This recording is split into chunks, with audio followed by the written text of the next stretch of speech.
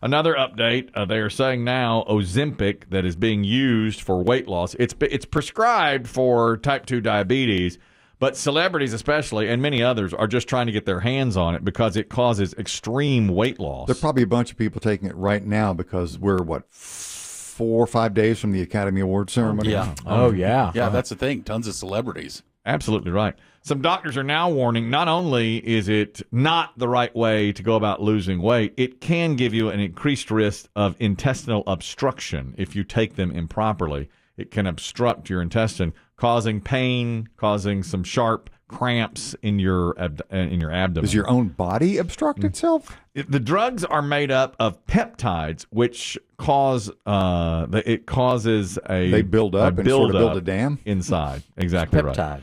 Exactly right. Long-term adverse events such as increased risk of intestinal obstruction have been reported in people who even take it properly. So if you're taking it, a lot just to lose weight, they said be very careful about that. Intestinal obstruction, that's poop, isn't it? Is that what it would be? My understanding is Ozempic slows the processing of food down. But if it slows the processing, it seems like it would make you gain weight. It seems like if you're losing weight, it would run it right through you. No, but what happens is you feel more full. Is that your poo sound? Is that your accelerated poo sound? That's my if Well, you're doing like a laxative. Yeah.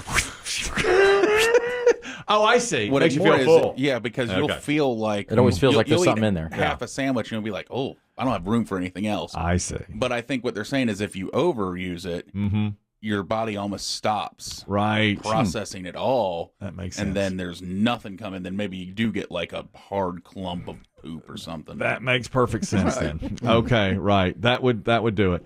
The other medical story today is a doctor who is going viral, again on TikTok, older man, who says if you do this exercise, it will make you look older. And the exercise is run. If you're a runner who runs, especially outdoors, a few miles, several miles a day, several times a week, he said, look, it may be good for you and you may feel better, but you're going to look older. Have you ever seen a long-distance, long-time runner that didn't have a gaunt, old face? That's what happens. In addition to the gaunt, old face, your knees go, your ankles go, your back goes, and it's kind of dumb. This has caused a real... That's an 82-year-old man on TikTok. He's 82, and he's giving medical advice, and he says it's really dumb to run all the time because you're going to look gaunt and older, and you heard him say it break down your knees and your joints and your hips and all those things. Now, that caused quite a stir. As you can imagine. A lot of people said, I'm in so much better shape because I run. I run because I have... one man said he was an alcoholic, and he runs to replace that. Does TikTok Doc recommend something else? He did not say. TikTok Doc didn't say. I would say if you're just looking at the joints, maybe swimming or something. Yeah, I mean, biking. it is rougher on the joints than other things. Mm-hmm. But plenty of other doctors would say that there's no cause between gaunt face and running. No. His thing on gaunt face was he thinks because you bounce up and down. Oh, come on. No, that's what he said. He said if you bounce up and down, it will cause your face to basically appear more loose and cause more wrinkles over years. I don't know how the running does that. I mean, just running just makes you lose weight, and it makes your face look thinner. Plus, your chances are, unless you're a treadmiller, you're outside. Yeah. Yeah, outside. Right, that would do it. I mean, I'd say 99% of people run outdoors, except for Kelly. Probably. You think it's that high? 99 or outside? At least 95. How many people do you think exclusively run on treadmills? I mean, maybe if you have bad knees, maybe it's 95%. Even you said the treadmills are coming out of a lot of gyms. Well, I don't know if they're coming out. People are doing more weight training in gyms. That's right. Now, where I go, it's, they're always packed. You have to. Do you think the other people at your gym ever run outdoors, like a 5K? They do, but not nearly as much as they're going to the class and running on the treadmill. And I'll tell you this now, as far as your knees and joints go, those particular treadmills are really well cushioned. You go outside and start running, you can feel a major difference. Oh, yeah. Sure. A huge difference. Tony, you take Ozempic and wanted to comment on that story. Go ahead. Yes, I'm diabetic, and so I take Ozempic, and it makes you wish you were dead. The trick is if you've got to have a little bit on your stomach at all times. If not, it will make you wish that you were just dead. It makes you so nauseous. It gives you cramps. Ooh. And it makes you feel miserable. Ooh, that's terrible. That sounds awful. Do you think the medicine is helping you? Oh, yeah, I've lost a lot of weight and my A1C is down, but it's one of those things that if you can't figure out how to eat a little bit from time to time, you're going to be in misery. Do you think that people, have you noticed that you have a harder time getting it because people are using it now just to lose weight that are not type 2 diabetic?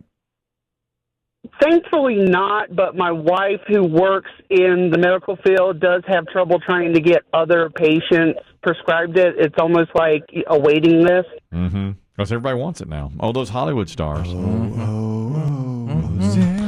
That's interesting to know that you have to keep something on your stomach at all times. How often a day do you have to take the Ozempic?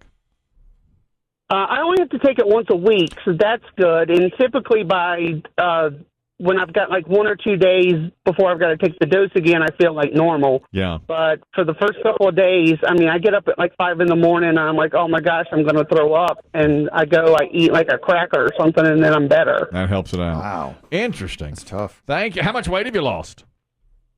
About 20 pounds. All right. Sounds just like what I've been looking for. If I could get that today. Yeah. Because my weigh-in is Thursday. You know, if I get a little Ozempic, knock me down a little bit. Yeah, maybe. Is that your poo sound? That's my weight knockdown weight sound? knockdown. Weight knockdown. My poo sound is because sliding through. Poops like a bird. It's a slide through. And then my run sound is and this guy who says running, I just don't buy it. I think Chris Demm's right that it's being outside makes your... I mean, the sun wears you out. The sun will age you. Yeah. And as Dave was saying, and I think this is probably true too, if you lose weight, you appear older because your face, it just starts to sag a little. That's what I keep telling my son, don't ever gain the weight, because if you lose it, then later you've got sag. Yeah, and losing weight, when you lose that face weight, which I have face weight, right. is it just makes you look, it makes you wrinklier. That's your buckle fat. That's where they try to remove buckle. That's right. That's why you get a little face tightening, little after you lose the weight, and then we're going to go zzz.